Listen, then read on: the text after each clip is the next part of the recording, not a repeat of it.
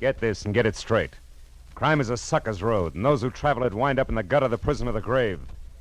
This time a bride-to-be, a corpse in a plush bungalow, and a southern drawl behind a gun all had one thing in common. They moved through the same deep shadow. It happened like this. From the pen of Raymond Chandler, outstanding author of crime fiction, comes his most famous character in The Adventures of Philip Marlowe.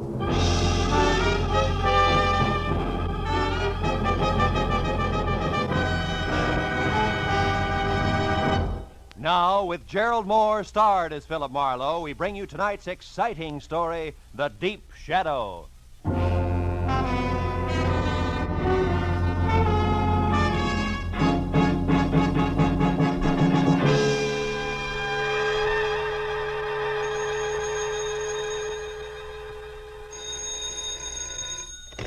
Hello.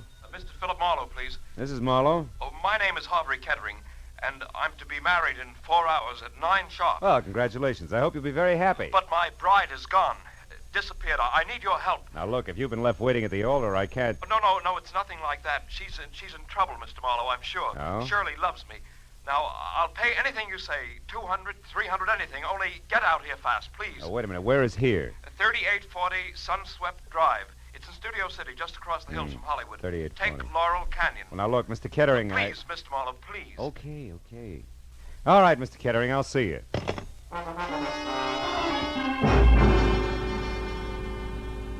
The address he gave me turned out to be a healthy chunk of old Spain. A whitewashed house that spread out for at least 100 yards under a pink-tiled roof. I was admitted by a butler with owl eyes, no shoulders, and a small bay window, and we played Follow the Leader over cool marble, ankle-deep Persian rug and inlaid Philippine mahogany. Finally, I was ushered into the ballroom, which was big enough for a highlight match. It was decked out for a wedding, from the champagne buckets and dead-over-ice lobsters to a pink rose-covered canopy at the center. And in the middle of it all, chain smoking while he worried, was my new client, Harvey Kettering. Well, Mr. Marlowe, I'm afraid there isn't a moment to lose, so I'd better tell you what I know quickly. But let's step outside on the patio. All right, Mr. Kettering. Mr. Marlowe, last night, Shirley and I What's went her to the... full name, Mr. Kettering? Doyle, Shirley Doyle. Oh, yes, here. Here's a snapshot of her. Mm-hmm. She's 25, blonde, and as you can see, Mr. Marlowe, very attractive. You're so right. You started to tell me about last night. Oh, yes. We were out together at a nightclub, the Blue Chip. On Ventura Boulevard? Oh, yes. Now, we'd never been there before, yet I think that's where it started. What do you mean started? Well, when we were leaving the place about midnight, I called a cab. I was just giving the driver Shirley's home address, the Moore Park Court Apartments, when suddenly she told me to get in and told the driver to start at once. You know why? No, I thought perhaps she'd seen somebody coming from the club. But when I asked her about it, she said it was just her nerves, since tomorrow is her wedding day. I see. Then today she was supposed to call, but she didn't. At 2, I called her. Talk to her? No, she was gone. Hmm. But I talked to the daymaid. She said when she arrived, she brought in a note that had been left outside Shirley's door. There's one of those leave-a-message pads in a box on her porch rail. Mm-hmm. She said it seemed to upset Shirley terribly. Mr. Marlowe, what are we going to do? Well, now, look, have you been over there to Shirley's place? No, I haven't. Got a key? Yes, I do. All right, Mr. Kettering, you have the key, so let's go. But what shall I do about the guests, the Nothing right now. We may be lucky.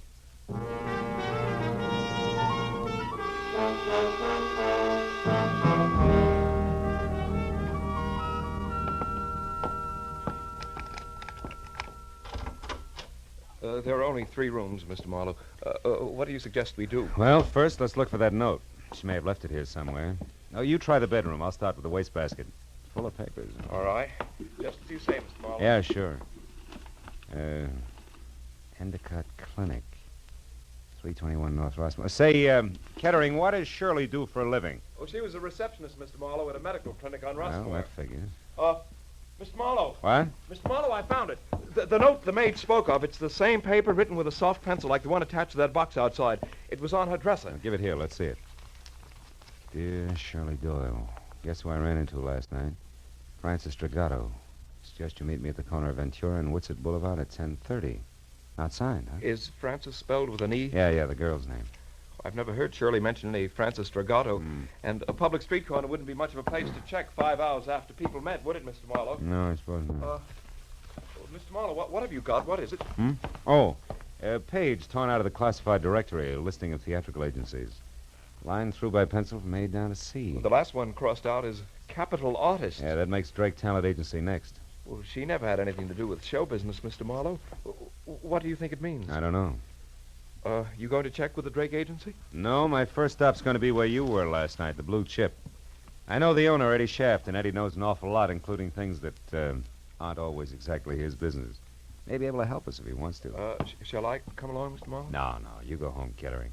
I'll try to deliver your bride before 9. All right. Shall I pay you now? Now, we'll let it go COD. I haven't the slightest idea what I'm going to run into.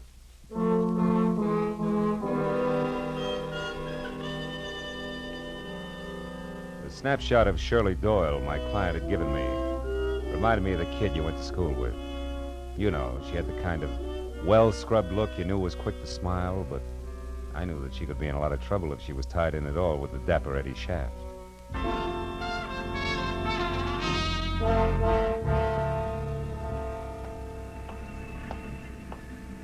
After dark, the Blue Chip was one of those cozy, soft lights melting on thick drapes kind of places. It made you forget all about the stiff prices for limp food.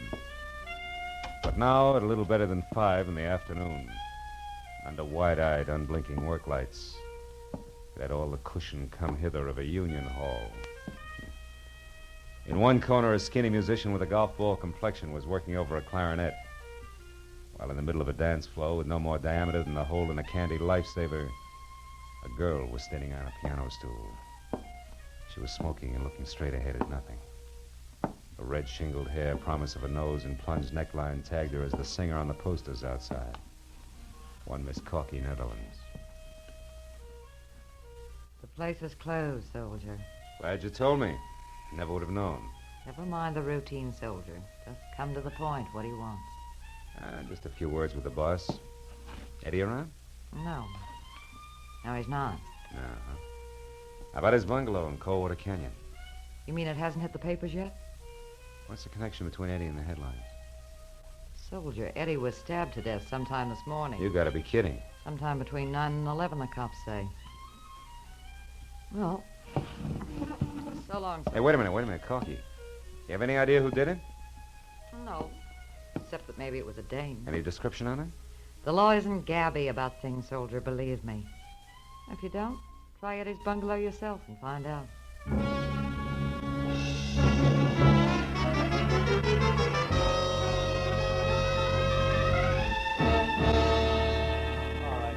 Hustle up, will you? Oh, yeah, and Mooney, don't forget to have that fingerprint crew go over his other car on that back porch rail. Okay, Lieutenant. Hey, can they start the body downtown now? Yeah, I guess so. We're not going to get any smarter staring at it. Hiya, Matthews. Huh? Oh, hello, Phil. What brings you up here? Curiosity, I was in the neighborhood. What's the setup? I hear it's supposed to be a woman. Could be. Where do you hear this? Singer over at the Blue Chip, Corky, Netherlands. Oh, her. Yeah, well, she's clear. She Yeah? was home right up until noon, and she can prove it. This happened a little before noon, an hour or so. But it was a woman, all right. What makes you so sure? Oh, Phil, fresh lipstick on a glass and a cigarette, a kitchen knife for a murder weapon, etc. No. Also, some long-nosed neighbor saw a girl. Said she was young, maybe blonde. She wasn't sure. Saw her run out of here a little after 11 this morning. Mm-hmm. All this adds up to somebody in particular, huh? Well, it should, Phil. Norma Mayetta. Who? She was Norma Mayetta is her name. She Oh, was yeah, Eddie's dearest, yeah. you see. It should add, but it doesn't. She left town last night for Chicago in the 1 a.m. plane. We checked it. Of course, Eddie Shaft went with a lot of girls. Excuse me, That's so Lieutenant. right. We just got hold of that night cashier over at the Blue Chip. Yeah, what do you say, Mooney? Shaft took $50,000 in small bills out of the office safe last night. Oh, what time? About 2 a.m. Had it in a large manila envelope. Yeah, nothing even close to manila envelopes turned up here, has it?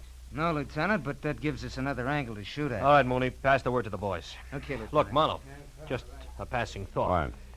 You sure you're just curious? You sure you don't want to play 1 and 1 makes 2 with me? Yeah, I'm sure, Lieutenant. Well, look, I'll see you. I'll give you a call Marlowe, if I... Huh? wait a minute. Yeah? Look, I know all about your professional ethics, relations between client and private detective. We Yeah. won't go into that.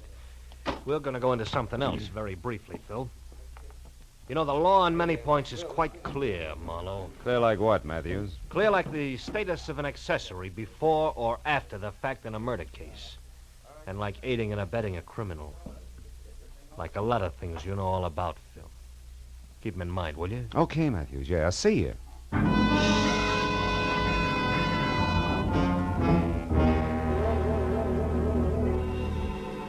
Since the lieutenant hadn't mentioned Francis Dragato, I didn't see why I should. All of which made it a good time for me to cross my fingers and check the name, which had been on deck on the list in Shirley's apartment. The Drake Talent Agency. The place, which was on Sunset Strip, was strictly coy colonial, from a miniature Mount Vernon front to an oversized mirror-polished brass knocker on the front door that said my tie was crooked. And I was sure that the gentleman who answered the door noticed it. He was impeccable. In cocoa brown gabardine, white high-at-the-throat tab shirt, and also cocoa brown silk tie. And at the bottom there were thick-soled cordovans with leather laces. At the top, a crew cut over jet black horn rims. He took the glasses off, and long, soft fingers toyed with one stem while he talked. Yes, sir? My name is Philip Marlowe. I'd like to talk to Mr. Drake. I'm Mr. Drake. Oh? What was it you wanted, Mr. Marlowe? Well, I'm not exactly sure. You see, Hey, Drake, this picture here is Corky Netherlands, right? The third one over, yes. She's a client of ours. But this picture isn't what you came to talk about, is it, Mr. Marlowe? What's her home address? I beg your pardon. Come on, quick. It's important. And confidential. This isn't a Lonely Skip Hearts it. Club, Mr. Marlowe. I was playing a long shot when I knocked on your door, Drake, but now it's paid off, so tell me. Any stranger called for Corky's address today? I don't know, and the secretary's already left. Look here, Mr. Marlowe, what's this all about? Murder, Mr. Drake. Murder? A messy one. Now, do you give me the address, or do I start after it myself? Well, I don't know. Come on, answer up, Drake. The Towers, an apartment hotel on Ivar. Now, one last thing. Don't call her after I leave unless you want to be up to your hand-stitched lapels and cops.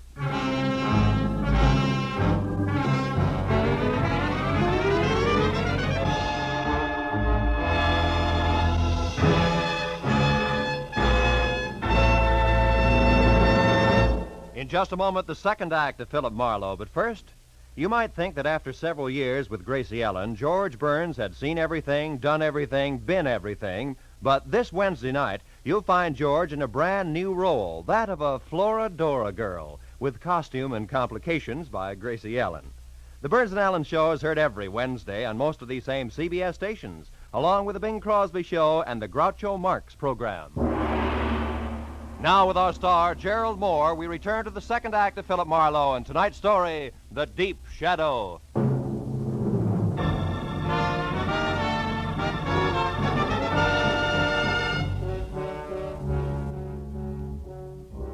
I left the glossy Mr. Drake and his glossy little agency with his mouth hanging open and drove down to Hollywood Boulevard to Ivar, and from there up the hill to a 5-story air-conditioned monolith with Venetian blinds called the Towers, which offered about as much sanctuary as the Yankee Stadium. I parked heading downhill and walked in across the buzzing green and silver lobby draped with pale pink curtains and blasé women to the elevator and rode up to the 3rd floor. Corky Netherlands' apartment was the 4th down the hall to the right, and quiet, but the door was ajar 2 inches. So I rapped hard enough to swing it all the way open. The answer sounded like a cry for help from the bottom of a well. When it came again, I went in, and it took me a few seconds to realize that the noise was coming from a closet. And when I got it open, Corky Netherlands reeled out, looking like she'd been through a threshing machine. She was here. She was after the money. Who was after She what beat money, me and Corky? locked me up Who? in there. Some dame, I didn't know her, but she... There she is. Shirley! Miss Doyle, wait a minute! It was Shirley Doyle. She'd been hiding inside near the door. She grabbed a handy, oversized ashtray and let it fly at us, then beat it. I made it to the hall just as the elevator door closed, so I took the stairs and raced it down to the lobby. I got out on the street in time to see Shirley with a large manila envelope in one hand pile into a sleek new Hudson and take off. I ran to my car to follow her, but that was as far as I got. I was stopped cold by a nasty little gun in the hands of a southern accent behind a pair of strictly Hollywood dark glasses. Be a good boy, honey, and hold it. Now, look, Right sister, there. who do you think you are? Now, What do you... I'll ask the questions if you don't mind.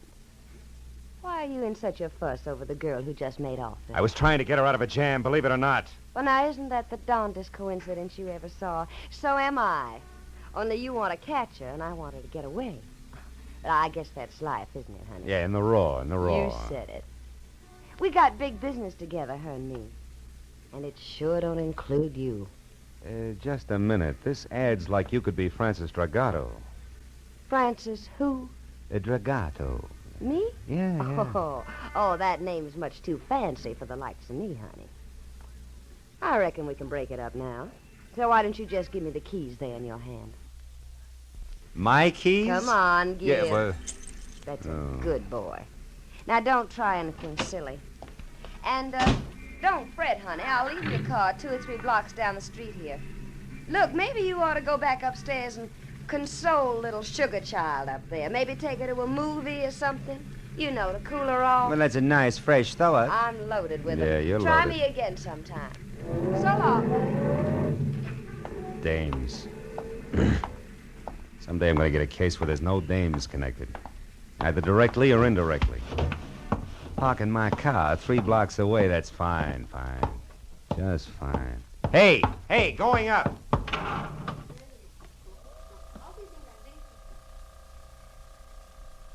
Flour, please, sir. 3.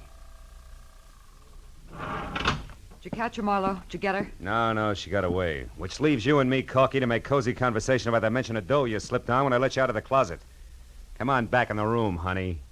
What money? Now, look, you worked for Eddie Shaft as a singer in his club, but what else was Eddie to you beside boss? Just a minute. I don't see what business that is of yours. It's easy. He was murdered. The cops have already talked to me, soldier. I'm clean. Those negotiations can be reopened at any time. But one thing, you forgot to tell them anything about dough, and yet they're very interested in 50,000 missing bucks. That 50 grand was right here in the apartment, wasn't it? Well, you can't blame a girl for trying, Marlowe. No, not unless she tries too hard. Now, what does the name Francis Dragato mean to you? Francis Dragato? Okay, skip it. Where'd you get the dough? Eddie gave it to me to keep for him. Why you? I thought Norma Maeda had the inside track with Eddie. Not after he fell in love with me. Oh, no, that's not good enough, baby. There was a double cross. Where was it? Now, look, Corky, you might as well be smart about it, huh? All right, I didn't kill him. But if you can get that dough back for me, I'll split it with you. Right down the middle. I'm listening. That club of his is dying on its feet. The Blue Chip's going broke. Eddie and Norma Maeda raised $50,000 to keep it going. But Eddie decided to get out from under. He got rid of Norma by sending her to Chicago in a trumped-up deal. And he put all that cash in one lump and gave it to me to hold. We were going to run out together. Only somebody got to him, nailed him, and that left you holding the bag with 50 grand in it. That's nice. Except then a girl who belongs in this mess like a great-grandmother belongs in a high hurdle race stepped in and took it away from you. With the help of a southern accent and dark glasses. Who are you calling? Friend of mine at Homicide. Why, you Sit down and shut up. So far you've been lucky, Corky. Don't push it. Lieutenant Matthews, homicide. Marlowe Matthews, listen, on that Eddie Shaft case. Yeah, what about it? I got a couple of things you might be of help to you. Now, look, item 1. That missing 50 grand is being sought after by a southern accent and dark glasses. A woman? Yeah, and she pulled a gun on me. Item 2. The name Francis Dragato, it ties in. D-R-A-G-O-T-T-O. Ring any bells? Dragato. That's what I said. Yeah, wait a minute. Oh, yeah, What? I remember, yeah. Yeah, but it's nothing, Marlowe. It's ancient history. Dragato I knew was a third-rate burglar, shot and killed resisting arrest down the Sandbar district about 5 years ago. Way back when I was a prowl car sergeant.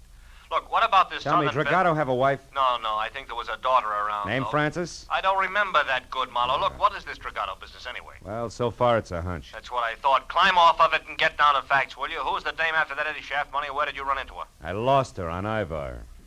That's not what I asked you. I know that's not what you asked, but anything else would be a breach of my client's confidence. All right, look, Marlowe, I'm real serious. I'm going to give you just 1 hour to notify your client and get down here and spill. After that, I'm putting out a call to have you picked up for withholding evidence. Matthews ain't kidding this time. You, didn't say goodbye. That's quite a tightrope you walk, Marlowe. Yeah, sometimes. You're good. And I'm a girl of my word. You get that money back for me and it's 50-50. You're my only chance. Don't kid an old kidder, baby. You're a girl of 2 words. Double and cross. Good night, Corky.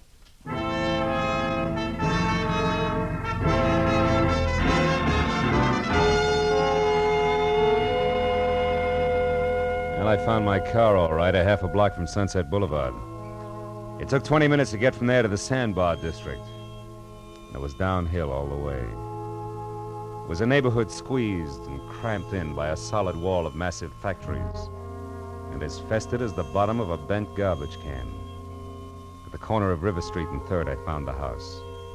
3 sagging, rotten stories of tenement that squatted in the eternal shadow of a huge gas tank like a sick, dirty old man. The proud, gleaming giant of City Hall was only 7 blocks away. Might just as well have been 70 miles. I went up to the door and knocked, and finally it inched open, just far enough for a face the color of dishwater to peek out. She hissed at me for a minute through the gap where her front teeth should have been, and then told me she was Ma Hargis, the manager, motioned me inside. The living room looked like something swept out the back door of a down-at-the-heel museum. want to know about the Dragotas, huh? Yeah, they lived here, didn't they? Maybe, maybe not. Cops got the old man about 5 years ago? It's possible. What became of his daughter? Where's Francis Dragato? Why? What are you being so cagey about, Ma? Because a bird that asks questions has got an angle, always. And the one who knows the answer's got a price, huh? Always. Okay, how far will a couple of bucks go? From here to the door. $2 won't even buy a buzz on beer these days. All right, we'll make it 5. Here. Oh, that's better. Well, Dirk Dragoto and his kid Francis had the second floor here for 15 years. His wife died of TB first year they was here. Oh, she was a smart one, that Francis. Had a hit on her. She always said she was going to get off the sandbar someday and be somebody. Oh, I told her she'd never make it. It's too far, mister. Kids down here get dirty. And it's the kind of dirt you can't wipe off. It gets inside of mine, no. Yeah. Tell me, what happened to her? I don't know. When her old man got it, she left, and I never seen her again, not to this day. Probably left town and wound up working the gin mills in some other place. Is that They the always $5 do. worth? Huh? Well, you bought sight unseen, Sonny. Tell me, you got a picture of her? Yeah. As a matter of fact, I have. Good. She was 17 at the time. It's kind of fuzzy, but you can see Hey, she wait a was minute, Ma. Huh? Are you sure this is Francis Dragato? Say, she lived in this dump for 15 years out, I'm sure, I know. She looks like somebody else.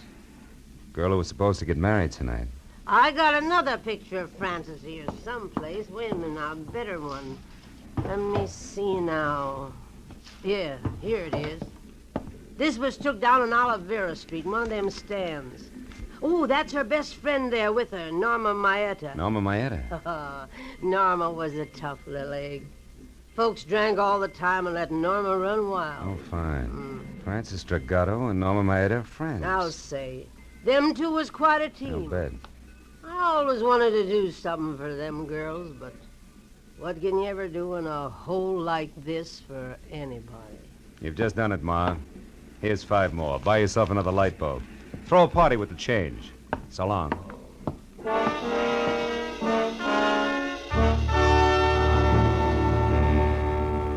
The eyes of one young woman and the chin and mouth of another, side by side, smiling into a camera, had cleared up a lot of questions. But there was one more that needed an answer fast. I called Matthews from the first phone booth I came to, brought him up to date in a hurry, and then asked him to check Norma Maeta's place, and if that was blank, to meet me at the Moore Park Court Apartments, which was the only other likely place I could think of. I crowded traffic lights all the way out, but he and Sergeant Mooney got there almost as soon as I did. And I led them back to Francis Dragato's well-lit cottage, the one she'd taken in her new name, Shirley Doyle. Mooney went to cover the back while Matthews and I moved in up front. Your hunches are paying off tonight, Marlowe. Oh, yeah, they're in here all right. Yeah, come on over this way. The window's open. We could catch a little conversation first, you know. It might help. Yeah, if you keep quiet, we can. I'm due in Chicago. Thanks for your help, Francis, dear. Yeah. I had to get this money. Now more than ever. You've got it, Norma, so goodbye. Now that stuffed shirt you're going to marry, you'll never know where you really came from or who you really are. Did you get that? Oh, and one more thing, dear, before I go. Yeah? I killed Eddie Shaft this morning. You what? Heard enough, Matthews? I killed No, Eddie hold a minute. Shaft. When he put me on the plane for Chicago, I figured something was fishy, so I got off and I came back. And I found out he was selling me short for that little jerk, Corky Netherlands. We had an argument. I killed him. Of all the Then I remembered seeing you leave the blue chip last night. I needed someone like you to get the money for me, Francis. Yeah, there's your tie-in. I couldn't afford to be seen here in L.A. when I was supposed to be in Chicago. Not with a murder on my neck. But you were seen by that man who chased me at the hotel. Who, Marlowe? He's still looking for a southern drawl and dark glasses.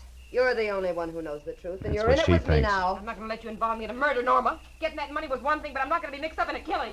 I don't care what it costs me. I'm going to tell the whole thing. You're a fool, Francis. I got a good alibi for one murder. It'll work for 2. Let's go, Matthews. Yeah, You're fast. not going Come to on. stop me now, Francis. no. Nobody is. And who's that? All right, hold it, girls. We're police. You're not taking me! Back, Matthews! Yeah, Mooney, stop her! Hey, stop! Drop it, lady. Come on, Marlowe. I think she's dead, Lieutenant. She wouldn't stop. She was shooting at me, but she's a woman. All right, Mooney. That gun in her hand, she was a killer and nothing more. Yeah, I suppose she was. If you asked that kid inside, she could tell you what made her that way. Oh, well, let's get out of here, Matthews.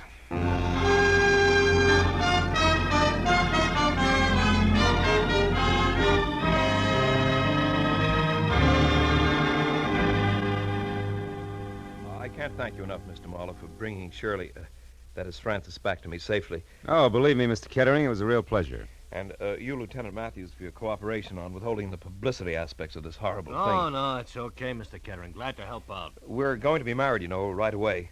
Shirley told me the story and wanted to postpone the wedding, but I wouldn't hear of it. Good. After all, I'm not marrying her for the past. I'm marrying her for the future. Yeah. Best wishes, Mr. Kettering. Yeah. Maybe tomorrow when Shirley's calmed down. Give her my congratulations, will you?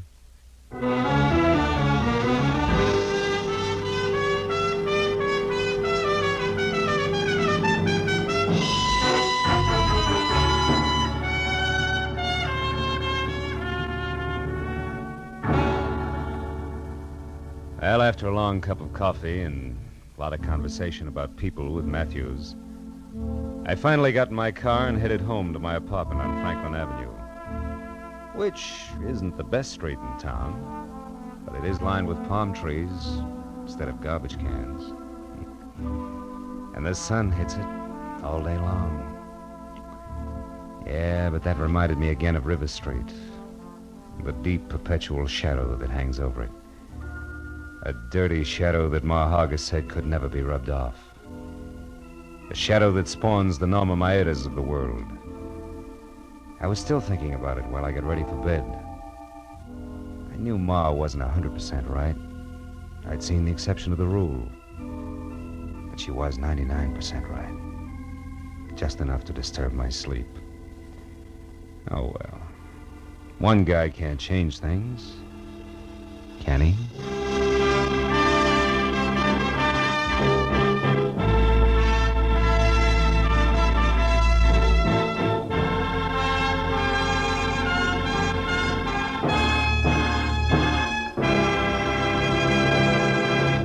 The Adventures of Philip Marlowe, bringing you Raymond Chandler's most famous character, star Gerald Moore, are produced and directed by Norman MacDonald and are written for radio by Robert Mitchell and Gene Levitt. Gerald Moore may currently be seen starring in Republic's The Blonde Bandit. Featured in tonight's cast were Lillian Buyeff, Joan Banks, Verna Felton, Yvonne Patey, Jeff Corey, Jack Crucian, and Tom Holland. Detective Lieutenant Matthews is played by Larry Dobkin. The special music is composed and conducted by Richard Arant.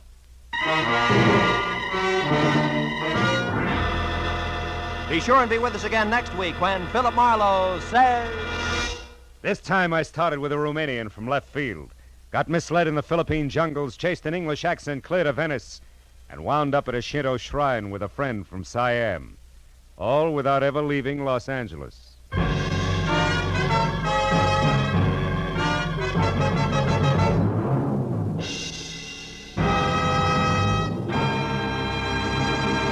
Dr. Christian, the kindly physician of River's End, has a most unusual case placed in his hands this Wednesday night on CBS.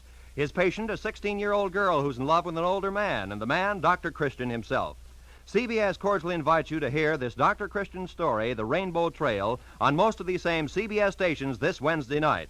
This is Roy Rowan speaking. This is CBS, the Columbia Broadcasting System.